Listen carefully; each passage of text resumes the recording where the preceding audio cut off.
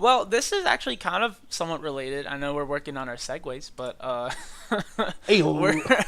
talking about angry fans and just poor development. Pokemon Go. We've talked about Pokemon Go a few times, but usually positively. This Yeah. episode is going to be a little different.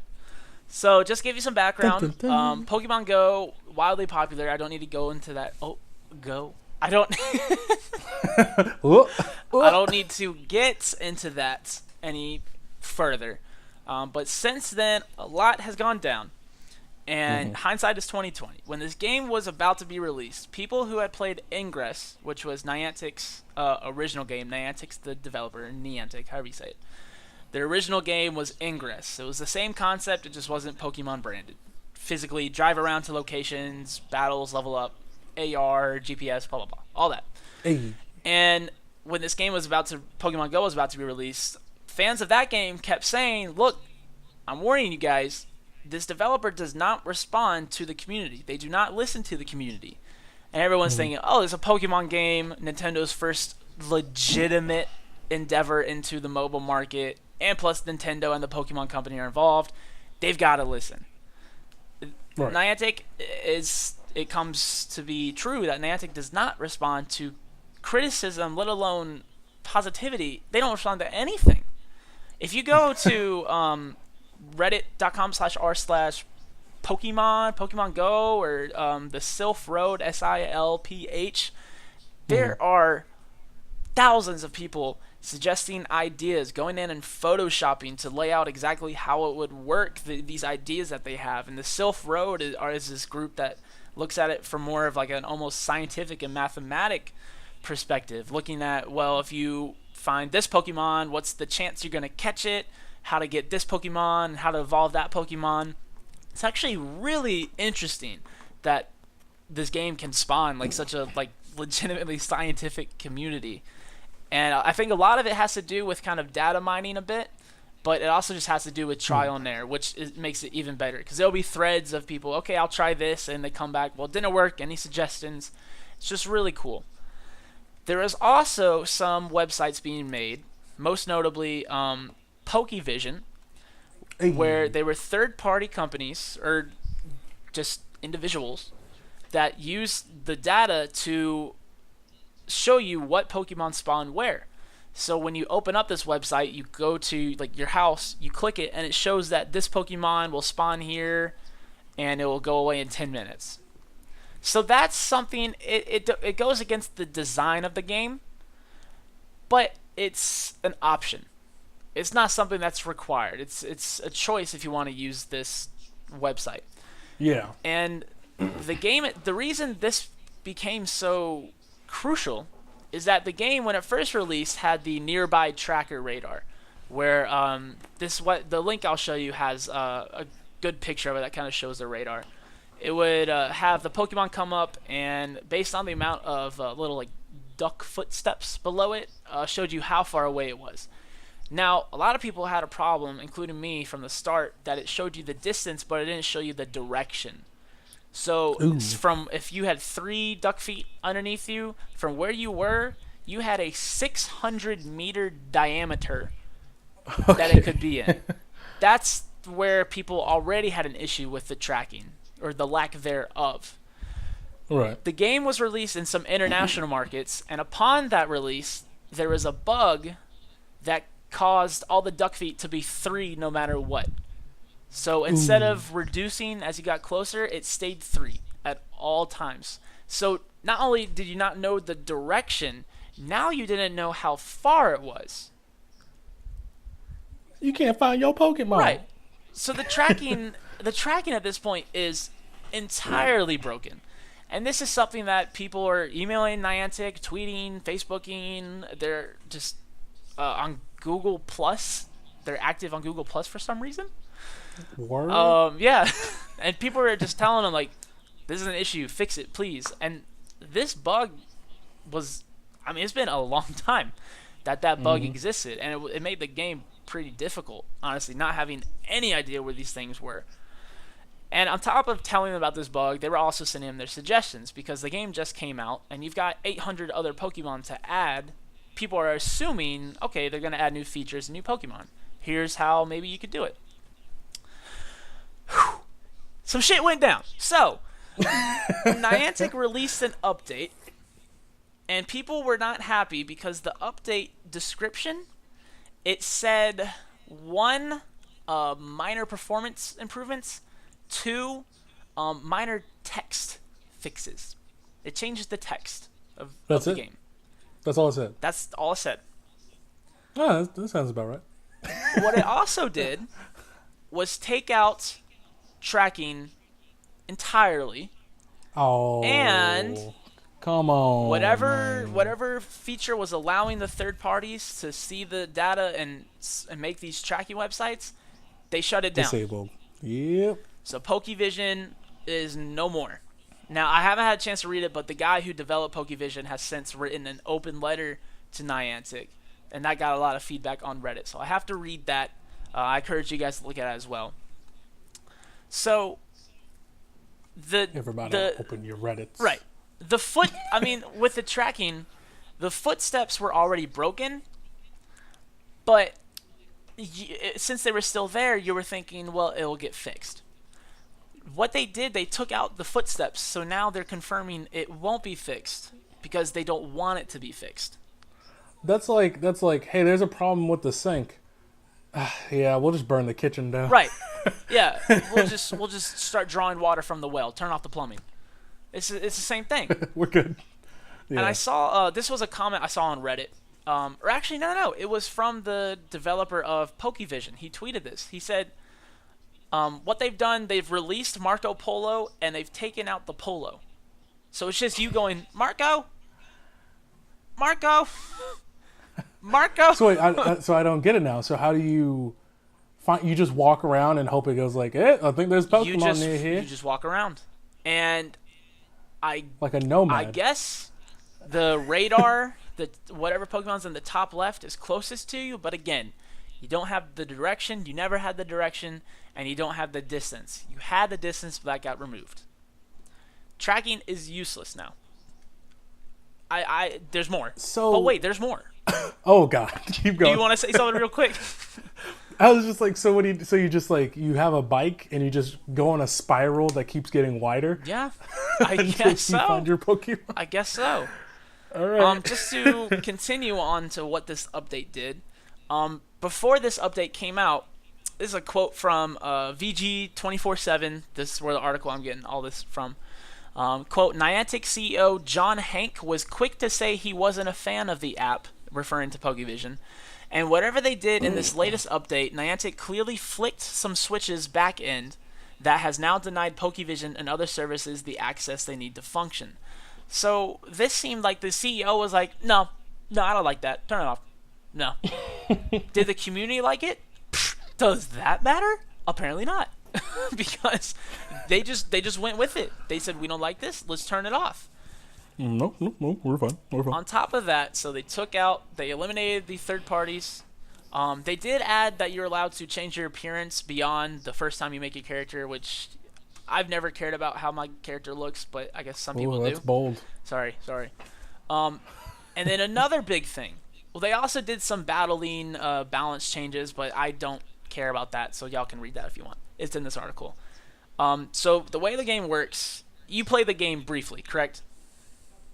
No. I was supposed to play it today with my girlfriend. Okay. The way it works, so your character's on the screen and it's showing you the world, AR. Yeah. And as you walk, it's sending out this pulse of like a circle that goes out around you. It expands. Your Pokesonar, yeah. And if it gets large enough and it hits a Pokestop, then you're in range and you can swipe it and you can get it.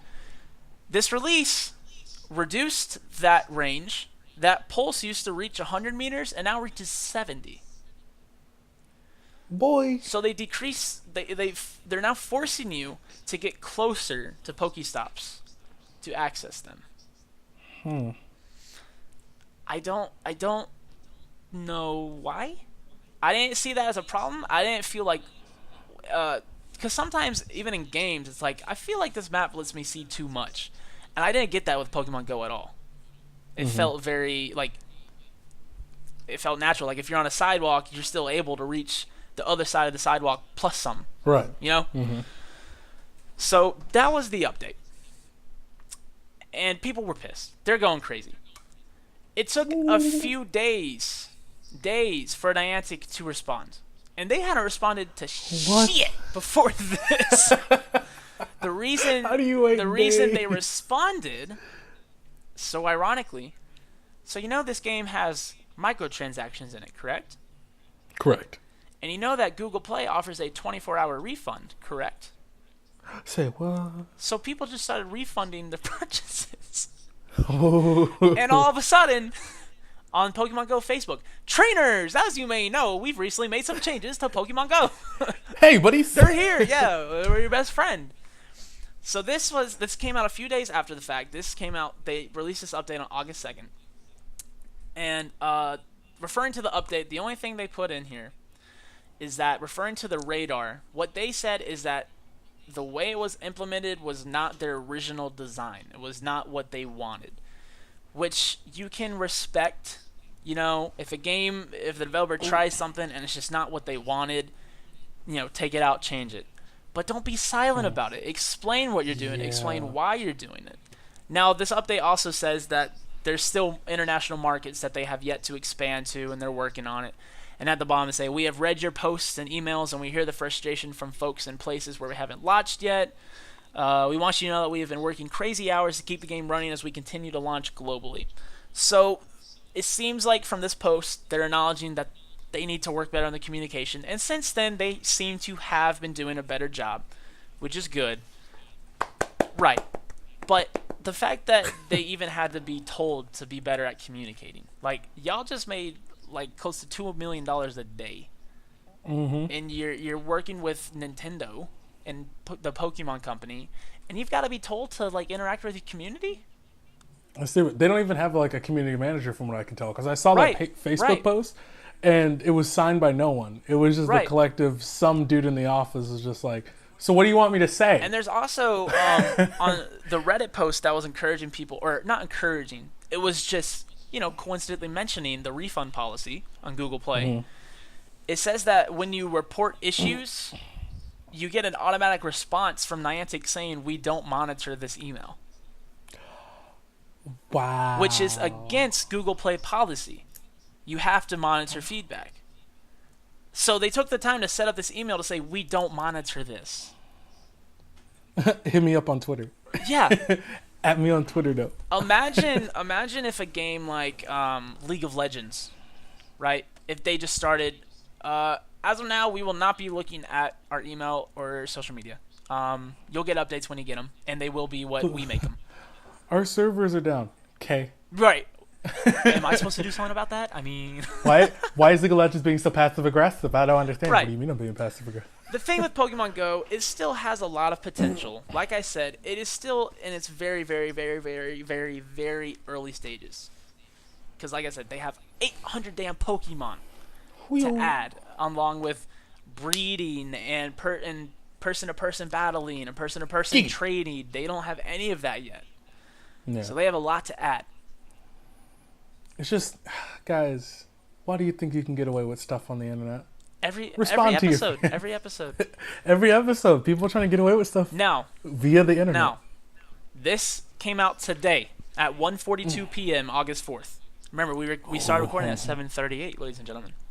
This is from the official verified Pokemon Go Twitter account. It says, trainers, a new bug affecting throw accuracy increases the odds of escape and omits the XP bonus. We are working on a fix. Stay tuned. So, dang, that's a specific bug. There's a few things here. Let's just address the bug itself. I didn't realize that was a bug until just now, because I've been thinking like, damn, I feel like it's harder to catch things.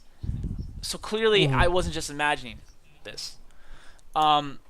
Additionally, game was weak. You get XP bonus based on if you throw it a certain way and if you hit the Pokemon on a certain spot. And I've been noticing that one throw is the curveball where you spin it and then you like just angle it to hit it and you get 10 extra XP. I've been noticing I haven't been getting that. So I have seen this happen, and this has affected me personally.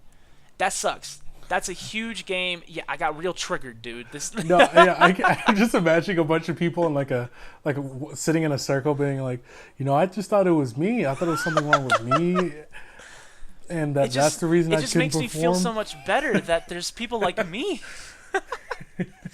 But I thought there was something wrong with me as a trainer. So this bug is really annoying, and it affects basically the main aspect of the game. But the most important part of this is they communicated.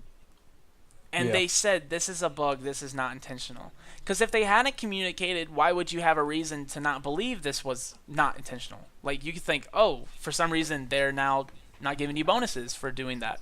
Okay, that's weird, but I guess that's how it is. They're acknowledging this is the bug and it needs to be fixed.